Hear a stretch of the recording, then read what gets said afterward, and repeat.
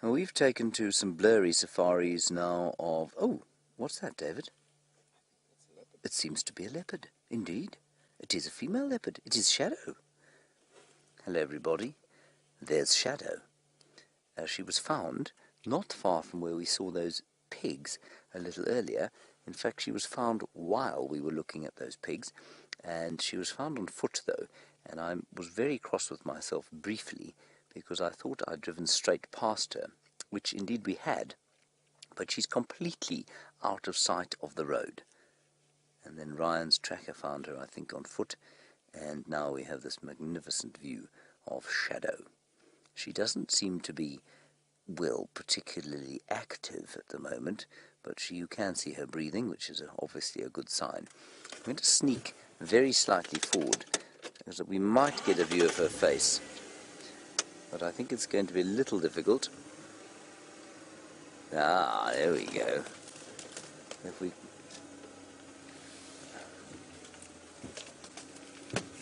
Sorry, David, I seem to have run over a fairly substantial tree. That's the best we're going to get, I'm afraid, at this stage.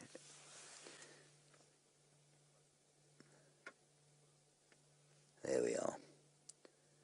So you can see she's in a perfect little nook, a little saddle over the top of the mound there. I haven't seen her now for, gosh, I think about 6 weeks, 6 to 8 weeks. Viam and I last saw her, yes, at least 8 weeks actually.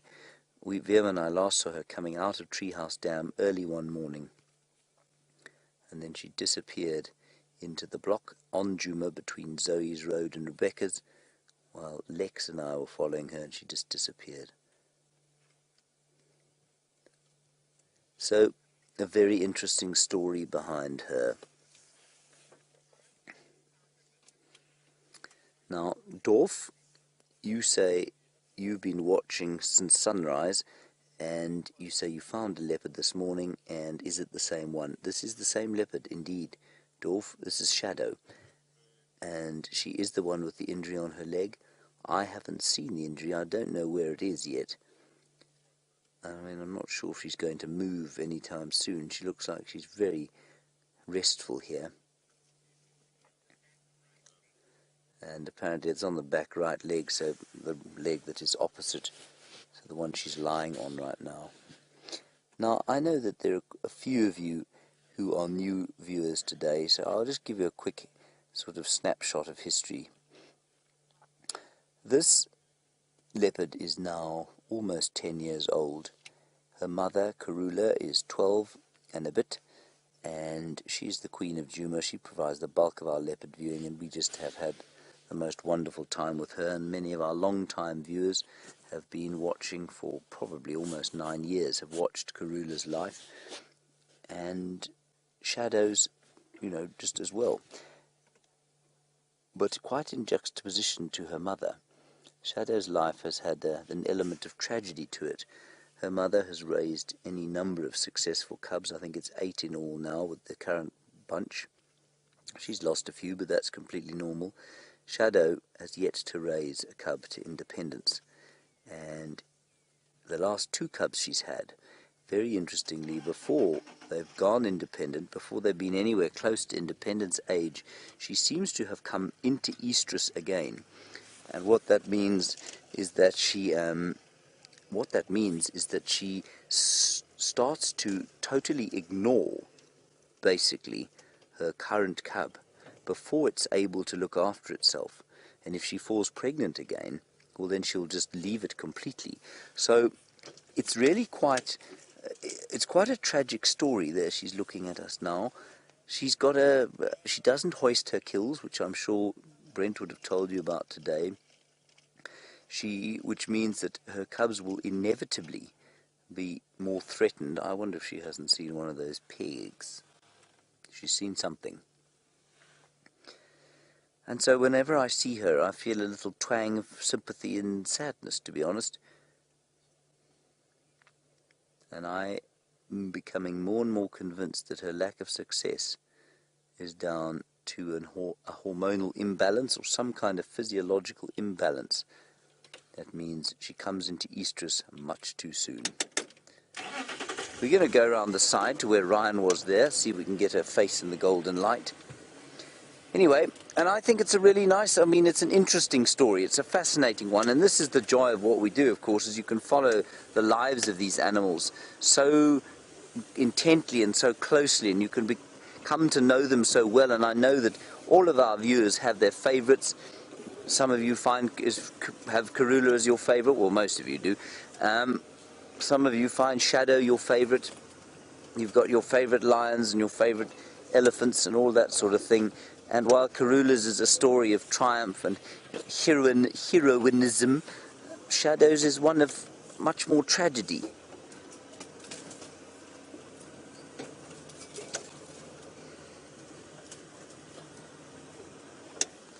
Now, Ryan's very close in, so I'm going to try and sneak in as close. I think it's probably fine. Davey, you tell me when you got a shot of her face there. Is that alright? Bit forward? We have a shot. Okay. There we are. Now I mean, we're not much more than 2 meters from her. I'm not sure I've ever been this close to Shadow before, you know. Hello, my dear lady. The original princess of Djuma.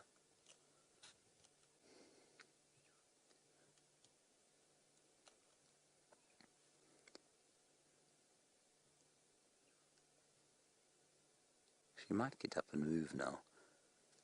Leopards do move quite a lot during the day, you know. She had a bit of a meal, but Brent said that it had been stolen by hyenas. So maybe she's still hungry. Now let's see if we can see that. She's sneezing. I'm just going to sneak forward. We might get a slightly better shot of that. Goodness sakes, I've hit the biggest tree in the world. There we go.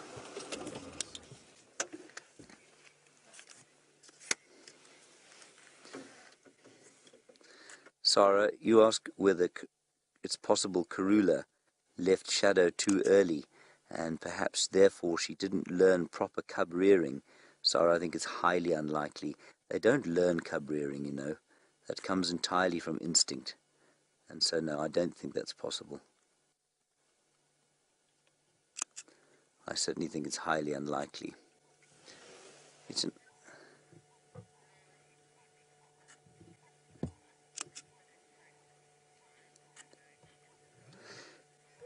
Laura, you're in Munich.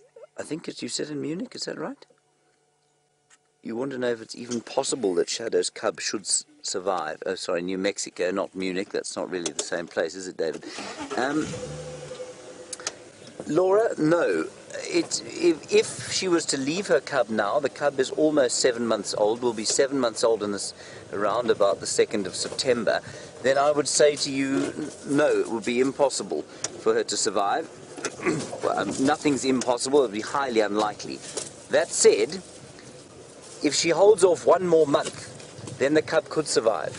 8 months is not that impossible for a female leopard to survive from independence, so it is possible. And remember, if she, I mean, it's difficult to say how she'd respond. If she fell pregnant now, would she just ignore her cub completely, or what would happen? I'm going to have to call this in now. Stations, are there any stations making their way to the sighting of Shadow? The animal is now mobile in a northerly direction towards Arathusa Lodge.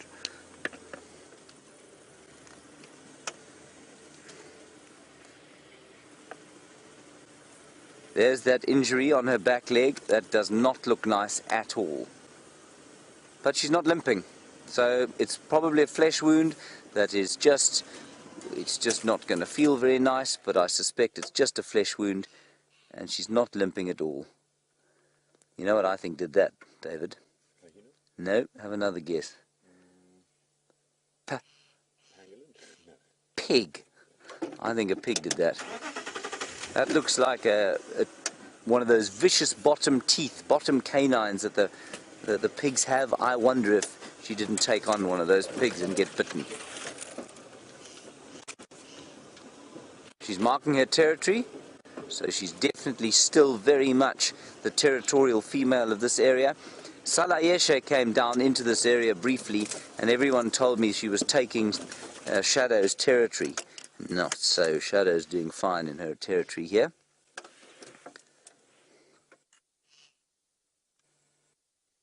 Beautiful light now.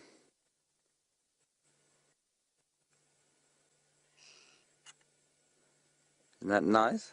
That's a lovely shot.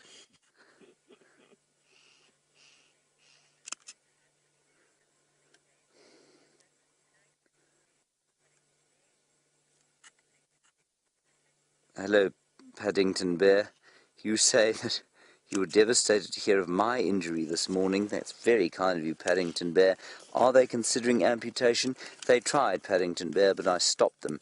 I said, nay, nay, I shall be fine. Fear not. I will apply a healing balm. As Shadow goes to sleep, let's head across to Steph with some elephants. Oh, we might be live now. I don't know if we are. We tried again last time, everybody, but here is Shadow. She is still moving down through the bushes, and one of our rather important pieces of technological equipment broke as you were coming across to us last time. We've spent an incredible time with her in this incredible light. If I say incredible again, David, please hit me on the back of the head. There are more adjectives in the engine language. In the engine language, is that what I just said? In the English language, everybody, than incredible. But it really has been most spectacular. There we are.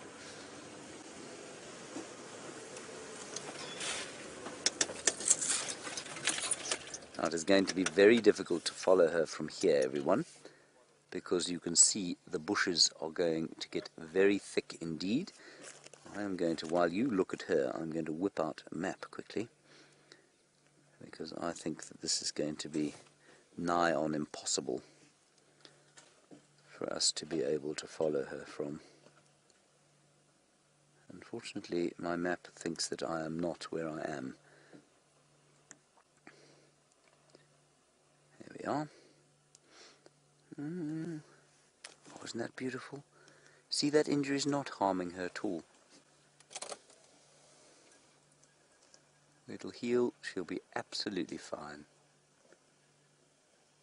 I think the chances of us getting through this bush, everyone, are very small indeed.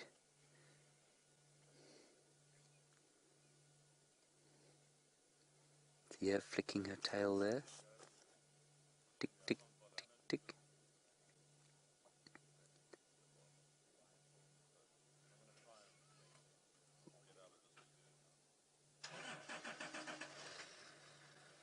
And she's just telling the birds, cool off, don't alarm call at me.